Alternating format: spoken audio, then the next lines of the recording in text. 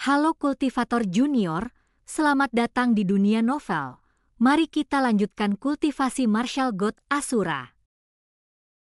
Bab 6647 melawan 6 tetua tingkat suci sendirian. Dengan kekuatan rusa ilahi, ia langsung membawa Chu Feng dan temannya ke tempat yang aman. Senior, jadi kamu juga bisa mengumpat? Chu Feng memandang rusa ilahi itu sambil tersenyum. Rusa ilahi ini membuatnya merasa semakin dekat dengannya. Lagi pula, apa yang baru saja dilakukan rusa ilahi lebih mirip dengan seorang yang lebih tua membela yang lebih muda setelah melihatnya diintimidasi. Siapapun bisa mengumpat, saya sama sekali tidak suka mengumpat orang, tapi kakekmu yang brengsek itu memang pantas dimarahi. Setelah mengatakan itu, rusa ilahi itu kembali ke tubuh Chu Feng. Chu Feng ingin bertukar beberapa kata lagi dengan rusa ilahi itu, tetapi sayangnya, rusa ilahi itu kembali ke sikap acuh tak acuhnya seperti sebelumnya. Namun tak lama kemudian, ekspresi Chu Feng membeku. Dia memperhatikan bahwa Xiao Yu'er menyilangkan satu tangannya di dada dan tangan lainnya menopang dagunya, menatapnya dengan ekspresi berpikir namun sedikit aneh.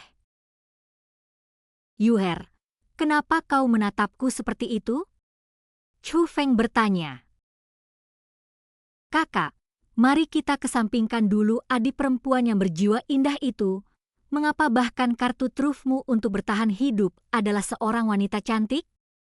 Aku penasaran, apakah itu kebetulan atau kamu sendiri yang memilihnya?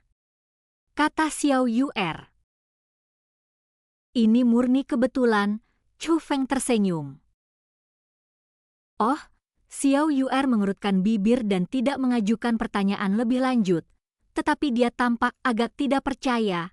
Di sisi lain, Chu Feng merasa diperlakukan tidak adil, berpikir bahwa dia sebenarnya bukanlah seorang mesum. Ini benar-benar sebuah kebetulan, namun harus diakui bahwa Chu Feng memang menyukai kebetulan semacam ini. Kakak, apa yang akan kita lakukan selanjutnya? Pergi ke Sungai Totem? Atau apakah Anda punya rencana lain? Xiao Yu'er bertanya lagi. Selain percakapan santai, bisnis lebih penting saat ini, karena Jie Tianran ada di sini dan bahkan bertemu denganku. Mengingat sifatnya yang penuh kecurigaan, dia seharusnya menganggap tempat ini lebih penting. Jie Tianran tidak akan pergi ke Sungai Surgawi Totem untuk memberikan dukungan. Ayo kita pergi ke Sungai Surgawi Totem. Chu Feng mengeluarkan batu teleportasi yang telah dia siapkan sebelumnya. Pertama, beritahu Fei dan Long Wucheng bahwa pihak mereka telah gagal. Ketika Chu Feng menghancurkan batu transmisi, wajah kecil Xiao Yu'er juga mendekat. Dia memandang batu-batu itu, yang masing-masing mewakili makna yang berbeda. Saat ini, selain Chu Feng yang menghancurkan salah satu batu komunikasi, semua batu lain yang digunakan untuk mengirimkan pesan masih utuh, menunjukkan bahwa tidak ada kecelakaan yang terjadi. Kakak, sepertinya semuanya berjalan lancar di pihak mereka? Xiao Yu'er bertanya. Mengingat situasi saat ini, tidak ada jaminan, karena Jie Tianran telah melihat menembus dunia mata susunan Sungai Surgawi Laut Abadi, dia mungkin juga dapat melihat menembus mata formasi Sungai Surgawi Totem. Saya hanya tidak tahu apakah dia sudah memahami fungsi dari dua formasi hebat ini. Kuharap dia tidak menyadari tipu dayaku. Saya harap semuanya berjalan lancar. Kemudian, Chu Feng dan Xiao Yu'er berangkat menuju Sungai Surgawi Totem.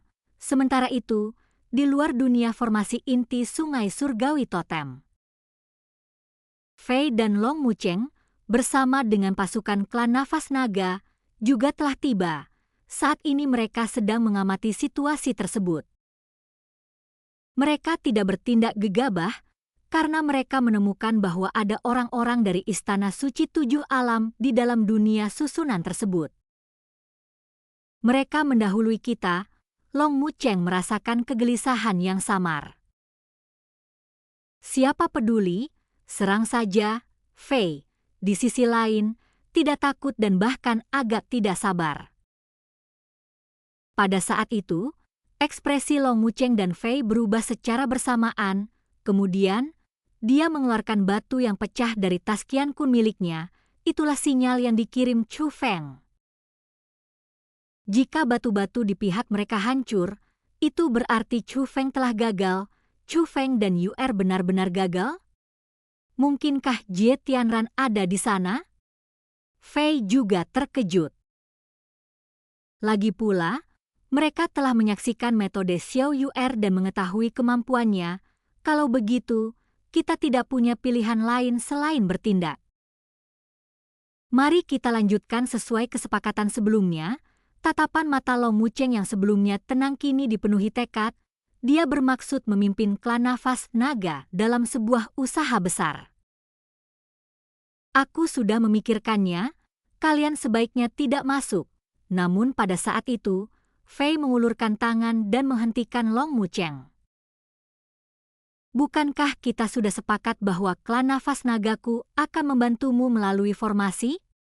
Kata Long Mucheng. Kita bukan berasal dari garis keturunan yang sama. Sekalipun pelatihan yang Anda berikan bermanfaat bagi saya, itu tidak akan banyak membantu. Aku akan melakukannya sendiri. Begitu Fei berbicara, dia segera berangkat, terbang menuju dunia mata susunan tersebut. Melihat ini, para anggota klan napas naga menatap Long Mucheng. Baiklah, kita lakukan seperti yang dia katakan, kata Long Mucheng. Tak lama kemudian, di bawah pengawasan ketat Long Mucheng dan yang lainnya, sosok Fei memasuki dunia inti susunan tersebut. Segera setelah itu, kekuatan penghalang 6 dimensi meledak dari formasi inti tersebut, lalu menyebar membentuk penghalang penyegel, menjebak Fei di dalamnya. Oh tidak, melihat ini, Long Mucheng diam-diam menyadari ada sesuatu yang tidak beres. Jelas sekali pihak lawan telah menyiapkan jebakan. Pada saat itu, reaksi pertama Long Mucheng adalah masuk dan membantu. Namun ketika dia menggunakan kemampuannya untuk mengamati, dia menyadari bahwa dia tidak bisa menembus penghalang pertahanan tersebut. Sebaliknya, mereka membatalkan rencana mereka untuk membantu. Fakta bahwa penghalang itu tidak dapat ditembus berarti kekuatan lawannya jauh lebih tinggi darinya. Mereka masuk bukan untuk membantu, tetapi untuk memperburuk keadaan. Pada saat yang sama, di dalam dunia inti susunan tersebut, Fei telah jatuh langsung ke dalam bumi.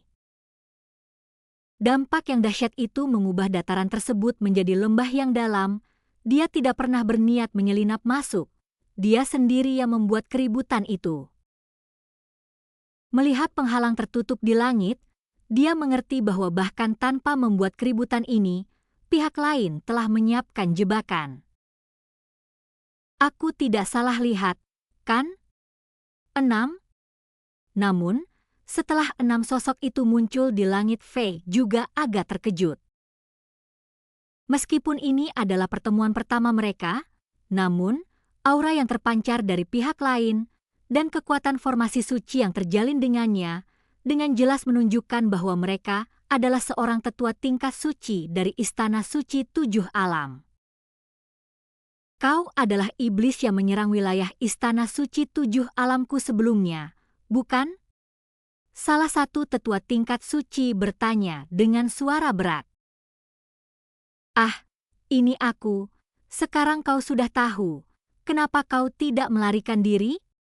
Jika kita tidak melarikan diri sekarang, kita tidak akan pernah bisa melarikan diri, kata Fei. Sungguh arogan, begitu sesepuh tingkat suci mengucapkan kata-kata ini, dia mulai secara bersamaan membentuk barisan dengan 5 orang lainnya. Sekumpulan benda emas raksasa yang menutupi langit dan menyerupai dunia mini melesat menuju Fei. Namun Fei hanya melayangkan 1 pukulan, tetapi kekuatan bela dirinya bagaikan gunung berapi yang meletus. Kemudian, benda itu menembus dan menghancurkan susunan penghalang tersebut. Melihat hal itu, 6 tetua tingkat suci saling bertukar pandang, lalu tubuh mereka memancarkan cahaya yang menyilaukan. Cahaya itu berasal dari artefak pelindung pada para tetua tingkat suci tersebut. Harta karun penghalang itu sebelumnya tidak ada, tetapi sekarang telah muncul, menunjukkan bahwa harta karun itu sudah ada pada para tetua ini, hanya saja tersembunyi sebelum diaktifkan. Sepertinya apa yang dikatakan Chu Feng itu benar, kau ternyata berhasil mendapatkan beberapa harta karun dari sekte guru surgawi. Bukankah kau mengatakan bahwa filosofimu berbeda dari sekte guru surgawi? Jika filosofi kalian berbeda, mengapa kalian memberi mereka harta perlindungan? Istana suci 7 alam, apakah kau tidak punya rasa malu? Melihat kekuatan tempur 6 tetua tingkat suci itu meningkat lagi berkat berkah dari harta karun formasi, Fei tak kuasa menahan diri untuk mengejek mereka. Namun, di langit di atas, awan-awan menghilang, kehampaan terbelah, dan pedang formasi raksasa muncul dari langit. 6 tetua tingkat suci itu tidak terlibat adu mulut dengan Fei, melainkan menyerang lagi. Melihat ini, Fei menjentikan pergelangan tangannya, dan tombak senjata ilahi berwarna emas muncul di tangannya. Dengan menggunakan senjata suci, tombak panjang, kekuatan tempur Fei juga meningkat. Kemudian, dia mengambil posisi dan tiba-tiba melontarkan tombak di tangannya. Bum bum bum. Tombak senjata ilahi yang mungil itu bertabrakan dengan pedang formasi yang sangat besar, menyebabkan pedang formasi itu retak dan hancur berkeping-keping. Pecahan-pecahan itu jatuh dari langit seperti hujan deras meteorit raksasa. Tombak suci itu kembali ke tangan Fei sekali lagi. Namun, saat ini, secercah kegelisahan terlintas di mata Fei. Gerakannya barusan, yang tampaknya hanya melempar senjata suci secara asal-asalan, sebenarnya adalah perpaduan seni bela diri garis keturunan yang ampuh ke dalam senjata tersebut. Itu bisa dianggap sebagai salah satu jurus andalannya. Awalnya dia berniat menerobos pedang formasi lalu menyerang 6 tetua tingkat suci. Dan hasil saat ini adalah alasan keresahannya, 6 tetua tingkat suci tersebut kini tidak lebih lemah darinya dalam kekuatan tempur. Namun, dia sendirian, pihak lawan terdiri dari 6 orang, keunggulan jelas tidak berada di pihaknya. Namun pada saat itu, pupil mata Fei membesar dan rasa tidak nyamannya semakin mendalam. Di atas sana, di langit, 6 tetua tingkat suci melepaskan kekuatan formasi yang dipenuhi dengan aura garis keturunan mereka. Kekuatan 6 tetua suci menyatu di langit, dan aura yang lebih menakutkan lagi mengembun dan menyebar dari kehampaan. Sialan, apakah keenam bajingan tua ini benar-benar ingin membunuhku? Dan cerita pun berakhir. Mari kita lanjutkan kultivasi martial god Asura berikutnya di dunia novel.